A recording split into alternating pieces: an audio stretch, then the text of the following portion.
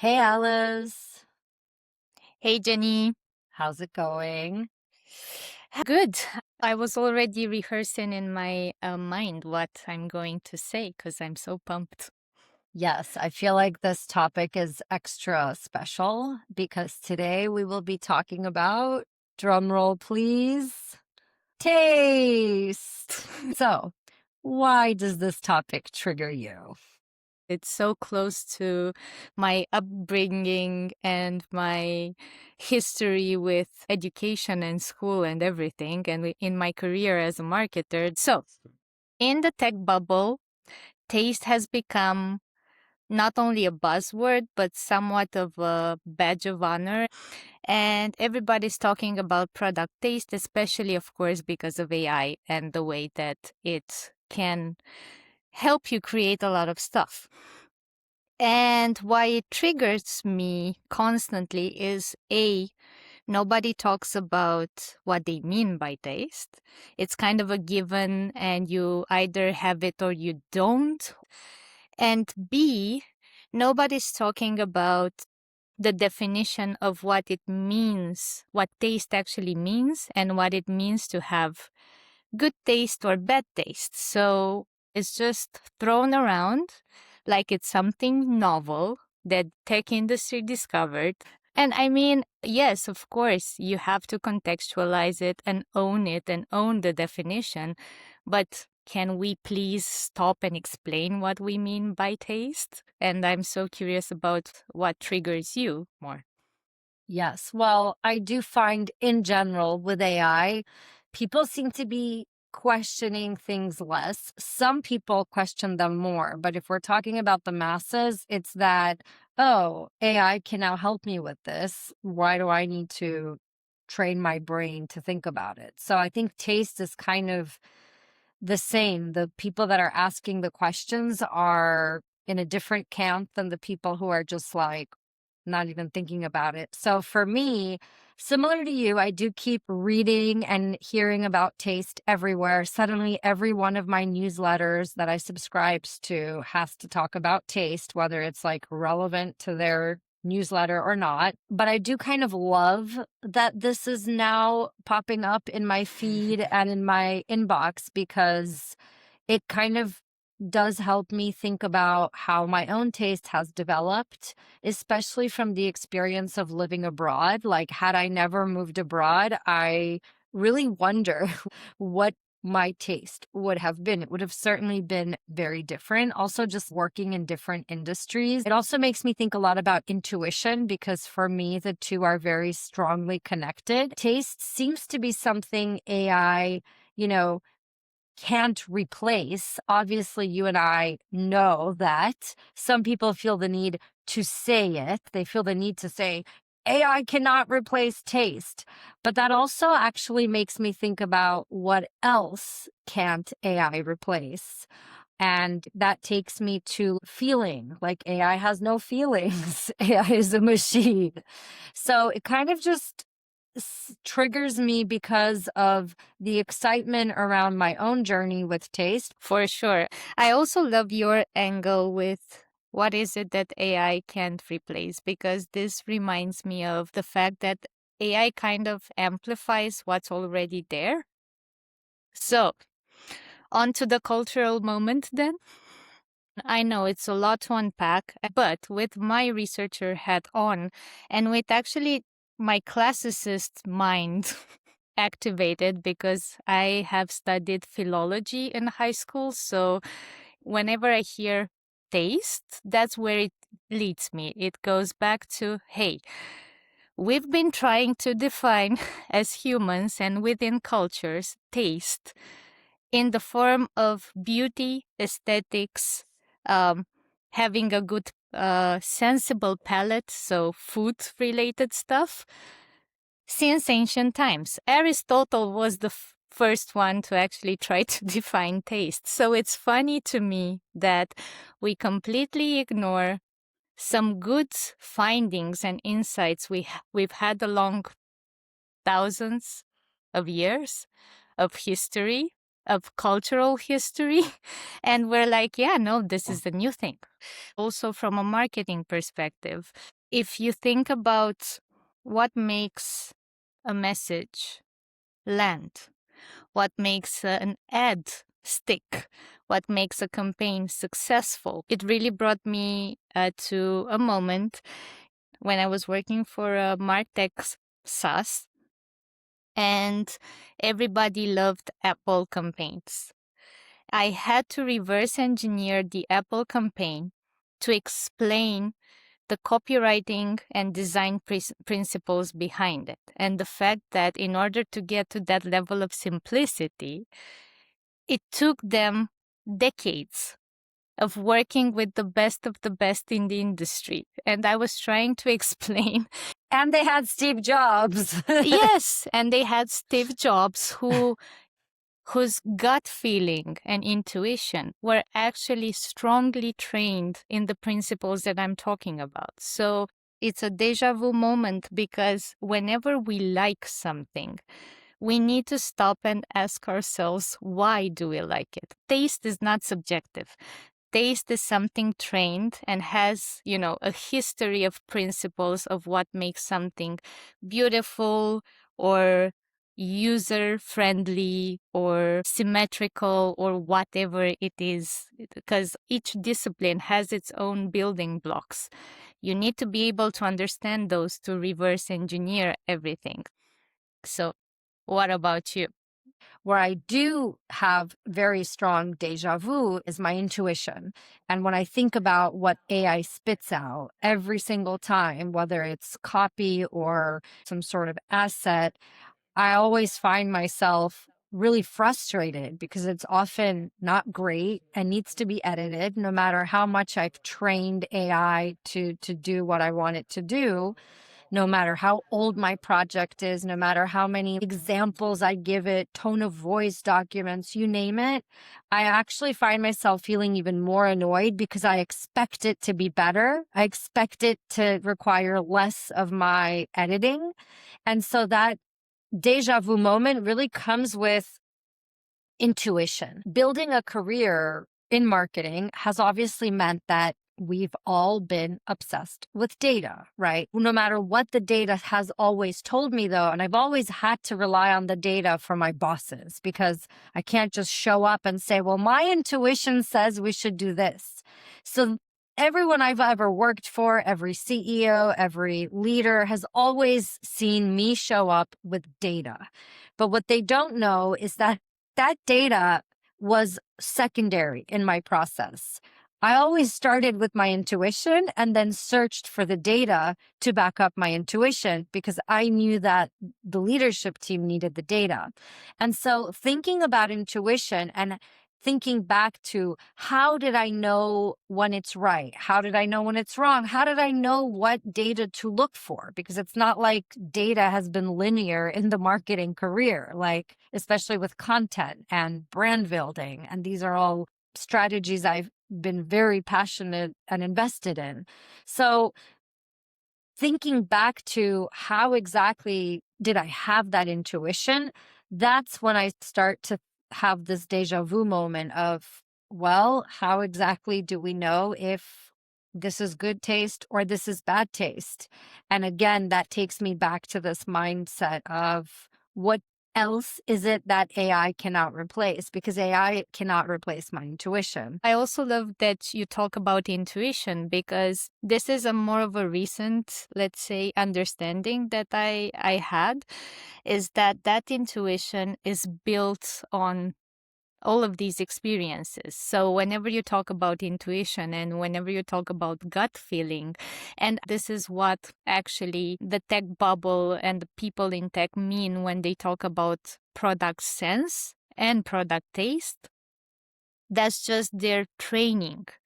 And yes, if you read between the lines, what they're trying to say is you need to be exposed to a lot of different products. You need to consume.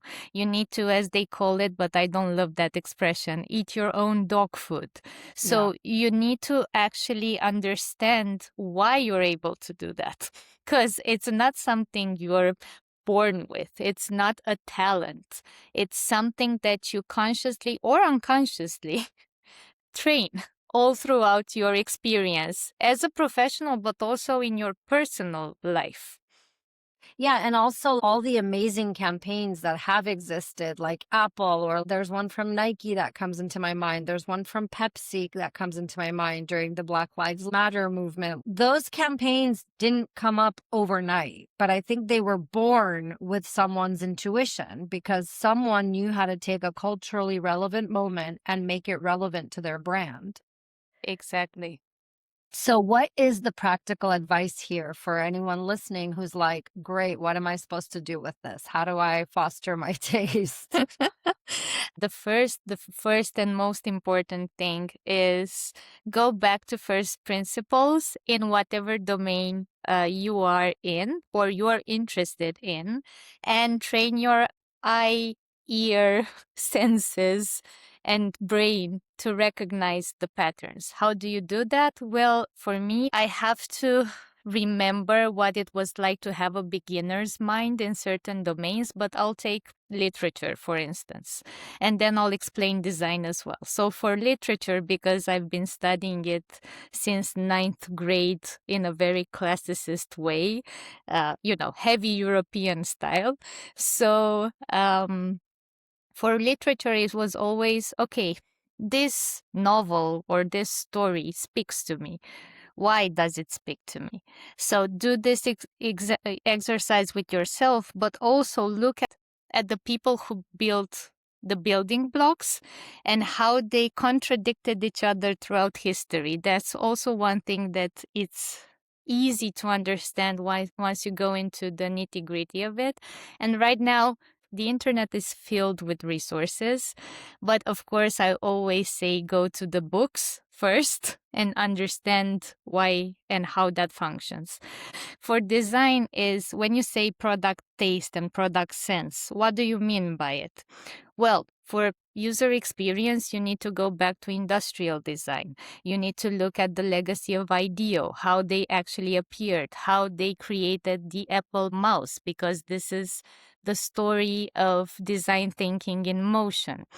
Read Don't Make Me Think, which is a staple book if you want to understand user experience and what makes good design, so that you have, a product sense, because it's mostly boils down to user experience more than functionality.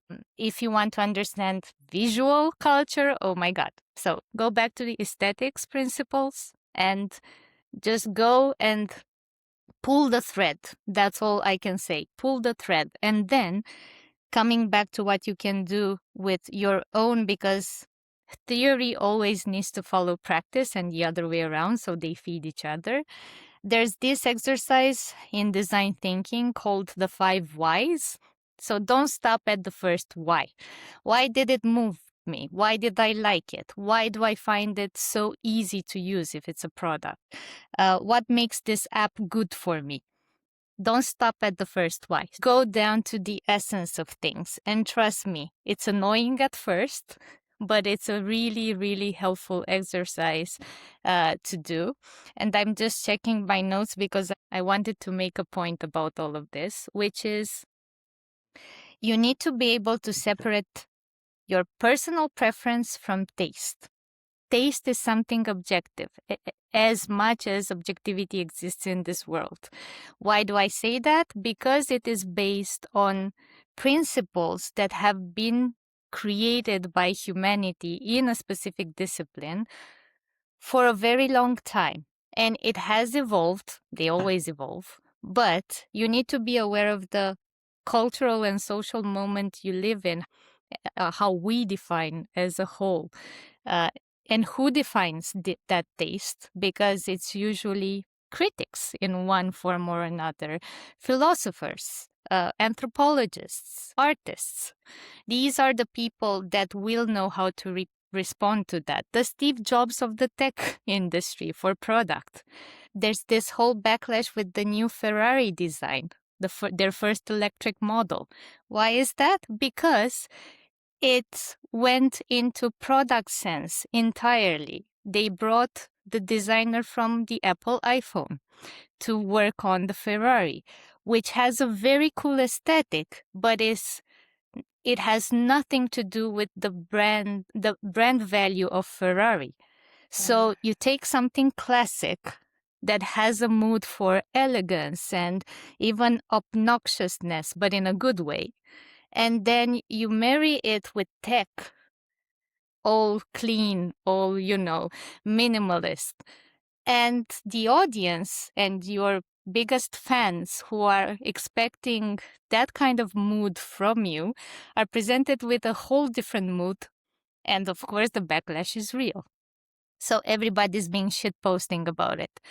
And you ask yourself, why doesn't that work? This is why. Because taste and preference are not the same thing. Taste is something that has values underneath it, has principles, has rules. Yeah, totally. Your Ferrari comment made me think about Gucci using AI images and how it's not that the images were bad. It's like, should Gucci be using AI for their images? And then if you look really closely, like all the men sitting in the photo look exactly the same. Any other lower tiered brand could create the same exact thing. And it's not because you can that you should. Ferrari is just doing what every brand is doing, which is trying to stay relevant and hop on the part of the world that we know is continuing to evolve and has evolved faster than anything else in the last 3 decades. But there is a way to do it. My advice is actually for people to listen to your recommendations, bring up some really good points. Also, just have pride in your experience and how it has formed your taste. Share it, defend it. Also, be obsessed with the why, because as you said, if you keep asking the why, you will eventually get to the root of things. But I also think that being obsessed with the why helps us have more purpose behind everything we're doing. And define your values and let them be the guide of who you want to work with. That's what I'm doing. Someone who thinks AI can have better taste than me or better judgment in my domain, I'm fine with not working with that category of people. They won't represent my values of integrity. And so, what kind of resource recommendations do you have for people who are like, I'm into what they're saying, but I don't even know where to start? So for this one, I actually have 3 things that kind of triggered me in a good way for this conversation specifically from the tech space. One, and the most important one, is Taste for Makers by Paul Graham. Paul Graham is a voice in the industry for many, many years now. He's a technologist and essayist who always manages to write in simple, compelling terms.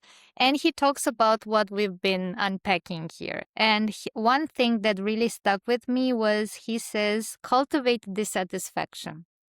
Talking about, the unfamiliar and never be satisfied with the first result you get, no matter what that might be in what domain.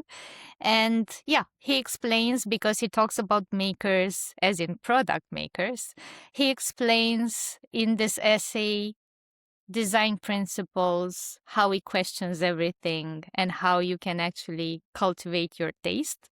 And I love it because he wrote this way before the tech industry talked about it. The other one is you spent your whole life getting good at the wrong thing. Yes, a very provocative title. It's not as bad as it sounds. It's actually Alberto Romero talking about taste and judgment and critical thinking and why AI kind of democratized the how. So now we need to be way more intentional about the why and the what we've also been saying.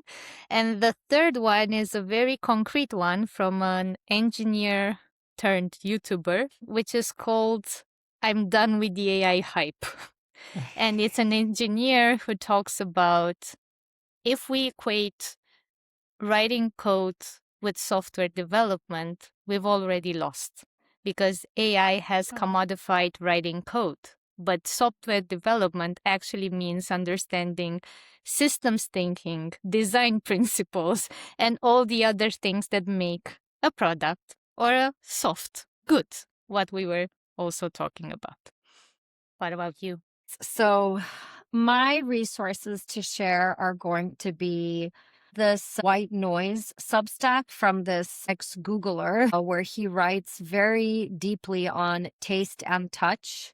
Where he kind of talks about that knowing what's good, knowing what's right, knowing what you want, that evolve is going to be essential. So, this specific article he wrote in particular is just really interesting because he digs deep into the Rick Rubin frame, where he basically kind of builds the case for the generalist who knows exactly how to compose and produce music, but is not someone who has ever played a musical instrument. But he knows exactly what's good, what's wrong, and what's missing. And that is just really fascinating. So I recommend the White Noise Substack, but also just reading up on the Rick Rubin frame. And then this book, The Way of Nagomi, Live More Harmoniously the Japanese Way by Ken Mogi. And it's just a reminder of the many ways that the Japanese live that empowers a healthy mind and room for the evolution of taste. So, they make the argument in the book that Japanese aesthetic sensibility of knowing what belongs together, knowing what to leave out, what to emphasize, that this is all a cultivated skill. It's not formula. And that is a strong parallel to what we were saying about taste in marketing, that knowing what belongs, what to cut, what feels right, even when you can't fully articulate the why, starting with the intuition before you go searching for the data. It's kind of the opposite of what AI does, which is pattern match toward the average. So I kind of think I'm going to go back and reread that book with the AI lens. I feel like the links resources section is going to be really long for this episode, but this is an important topic that people should probably pause and reflect on a little bit more thoughtfully than usual. Well, this was a great conversation. Thank you, and see you next time. Thank you. See you, everyone. Ciao.